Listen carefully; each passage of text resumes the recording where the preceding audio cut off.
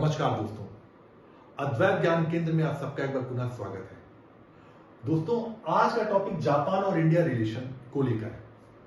यह टॉपिक आपके civil services के प्रीलिम्स एग्जाम और सिविल सर्विसेज के मेंस के पेपर 2 के लिए बहुत इंपॉर्टेंट है।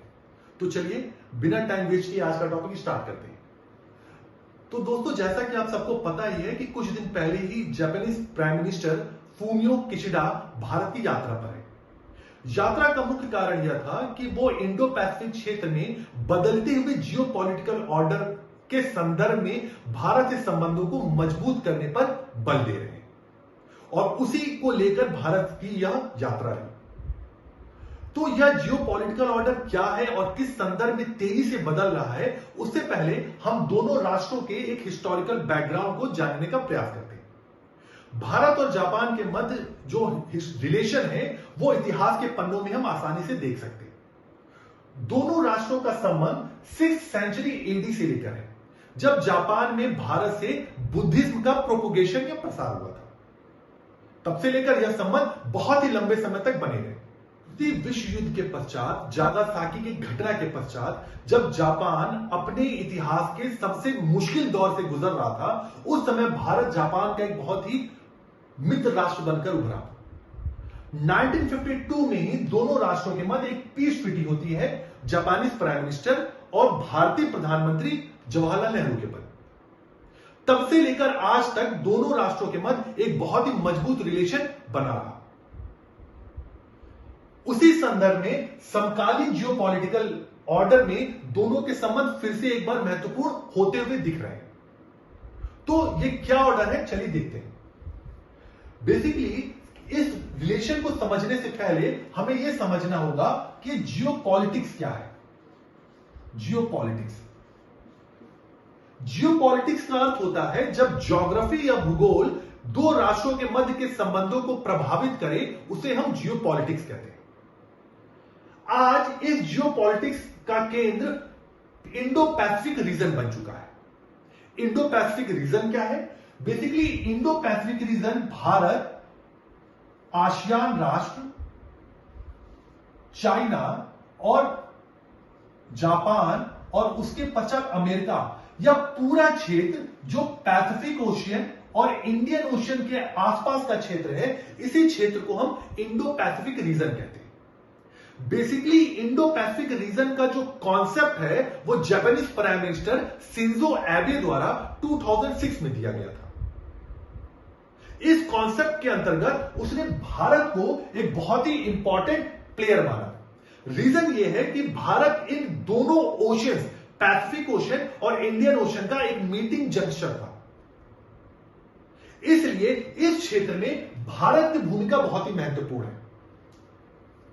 उसी संदर्भ में आज हम इस free and open Indo Pacific को समझने का प्रयास करते हैं। Free and open Indo Pacific का अर्थ है इस क्षेत्र में peace, stability and free navigation को बढ़ावा देना।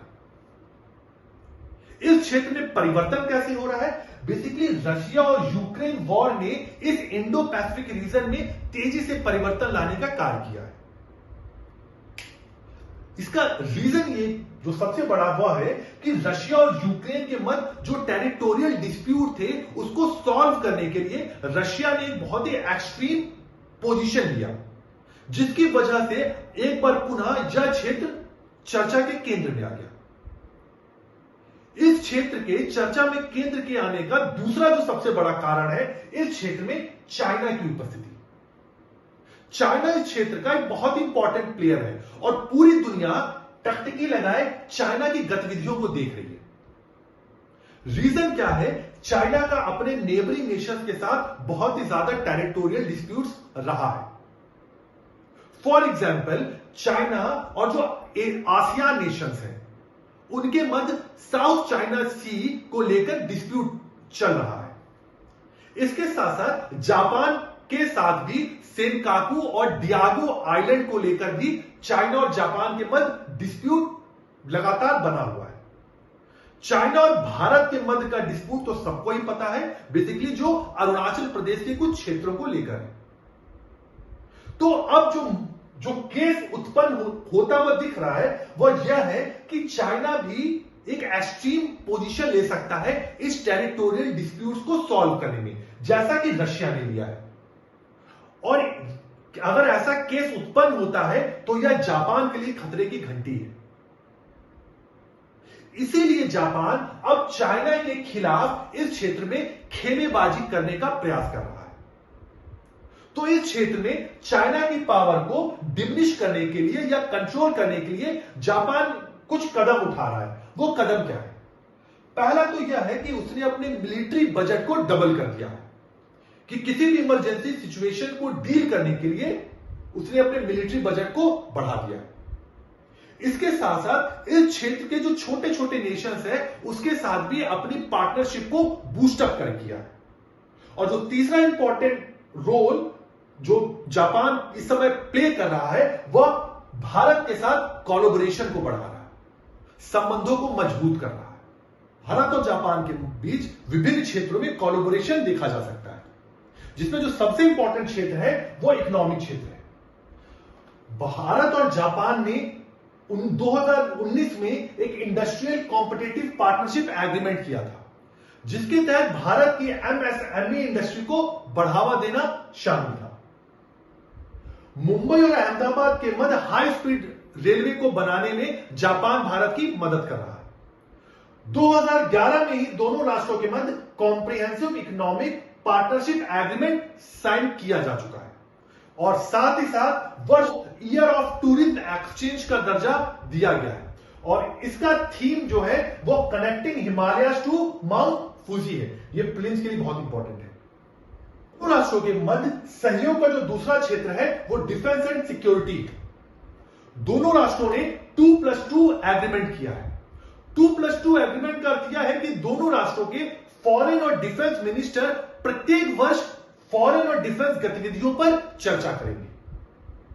दूसरा, दोनों राष्ट्रों के मध्य मलाबार मैरिटाइम एक्सरसाइज भी शामिल है। तीसरा, fighter and jet exercise Veer guardian जो इस वर्ष जापान में हुई थी, यह भी दोनों के मध्य डिफेंस एंड सिक्योरिटी का एक बहुत ही महत्वपूर्ण क्षेत्र है। और चौथा जो इंपॉर्टेंट क्षेत्र है वह धर्म गार्जियन आर्मी एक्सरसाइज है, जो इस वर्ष जापान में हुई थी। इसके अलावा फूड सिक्योरिटी, हेल्थ और एनर्जी ट्रांजिशन भी कुछ ऐसे क्षेत्र हैं जिनमें भारत और जापान एक दूसरे का सहयोग कर रहे हैं। भारत और जापान के मध्य संबंधों का अगला पड़ाव G7 और G20 मीटिंग्स में देखा जा सकता है। इस वर्ष की G7 मीटिंग जापान आयोजित कर रहा है और भारत को एक गेस्ट नेशन के रूप में जापान प्रधानमंत्री ने न्योता दिया है। इसी तरह G20 मीटिंग इस साल भारत आयोजित कर रहा है और भारत ने जापान को इस मीटिंग में आमंत्रित किया है। 1997 में एक बुक आई थी clashes of civilization Samuel Huntington की, जिसमें सिविलाइजेशंस को राष्ट्रों के मध्य संघर्षों का कारण बताया गया था। परंतु अगर वर्तमान संदर्भों को देखें तो सिविलाइजेशन से अधिक जियोपॉलिटिकल ऑर्डर राष्ट्रों के मध्य संघर्षों का कारण बनते हुए दिख रहे हैं। इसी संदर्भ में हमें जापान और भारत के रिलेशंस को देखना होगा।